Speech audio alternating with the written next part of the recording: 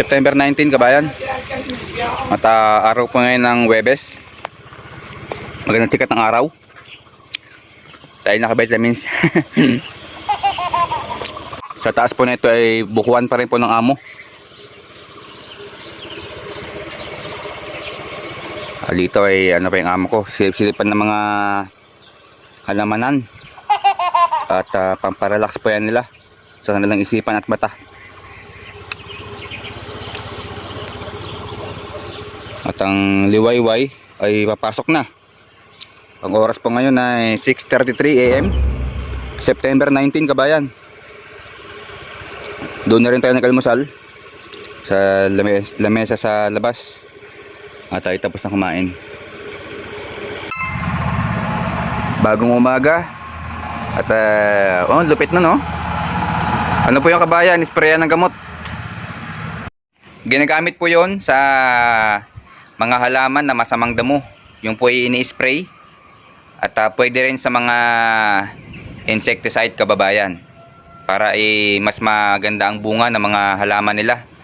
O kaya yung mga pananim.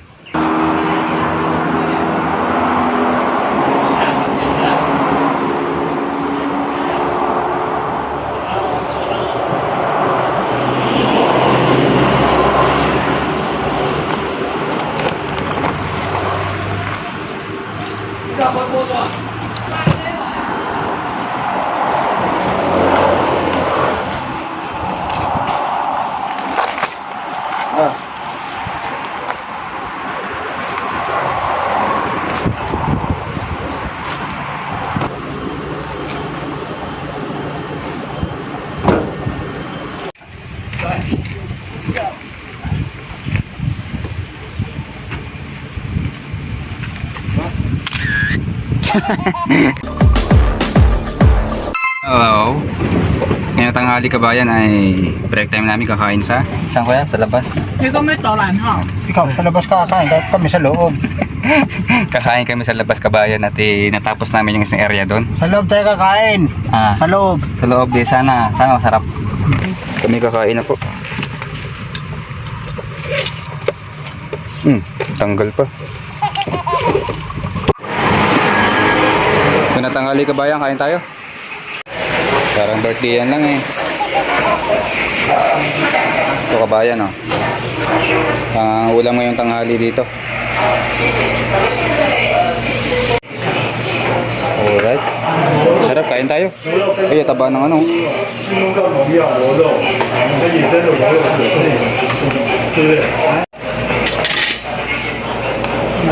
Sauce.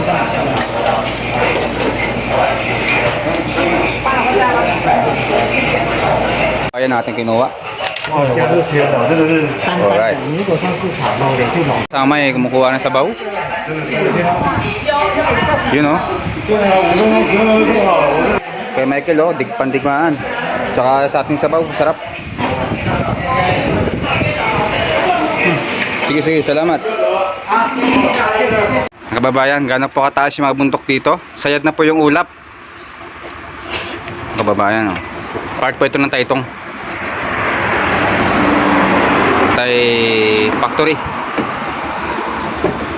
Bibili po sila ng aming inumin mamaya. At hapon may trabaho pa kabayan. Bakit? Kasi kaliliit. Ay kaliliit. Walang malaki. Ganda rito may dagat. Ito kabayan, dagat po yan.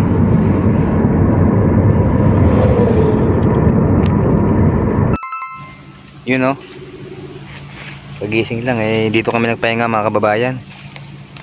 Kailangan matulog para magka-sunbathing lang 7 minutes and 44 seconds, halos 8 minutes po ang paglilinis ng Talagang Pulido.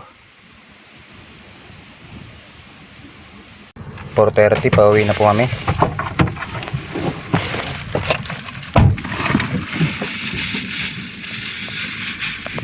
Bibili po sila ng gloves kababayan. Kailangan namin ng gloves yung kamay namin purotong po na to paltos na. Hindi pa basta-basta yung trabaho may Mahirap at delikado ang trabaho.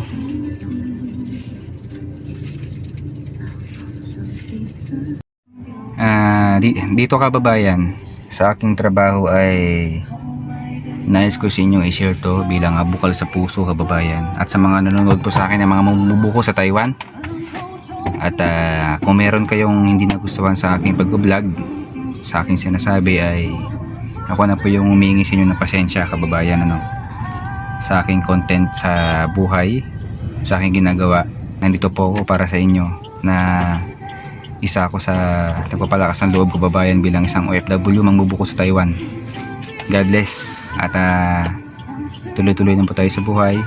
Palagi rin po kayo mag-iingat kahit anong klase ng trabaho nyo. Okay na kababayan, dalawang plastic po yon na bundle ang aming gloves at kailangan po yan. Dito kami bumili sa STIHL by Rated R. Yun o kabayan, ako yakit na po sa kabundukan. Mario Josep. Hindi ko akalain na ako po yung nakamotor kababayan sa Taiwan. Ito po ay sarili natin at hindi ko talaga expect na yung buhay po sa Pilipinas saka buhay po dito ay parang iisa lang kababayan. Ang pagkaiba lang ay hindi po yung kasama yung pamilya, kaya medyo nakakalungkot. Pero kabayan, ang mapapayo ko lang sa atin ng mga OFW, ang pinaka the best po bilang OFW kababayan ay ang communication sa mahal sa buhay. Lalo na po sa iyong asawa kababayan, kasi ang communication na yan, kapag po yan nawala kababayan, asahan nyo na po, masisira po yung pamilya kababayan. Nagtiwala sa isa't isa. Kaya ang pinakasusi po, sabi nga po nila communication is the key kababayan, para hindi po magkasiraan. Yun lamang po ay payo sa akin kababayan, na bilang isang mangbubuko sa Taiwan na nagbablog. Kasi di ba kababayan, sabi ko nga po tayo ay tao lamang, hindi naman tayo perpekto. Kasi sa mga nanonood po sa atin ngayon ay hindi po natin alam kung ano po yung iniisip nila, na baka po sa kanila ay bad shot po yon. Kaya ako po ulit humingi ng pasensya kababayan, sa mga nasira ang pamilya.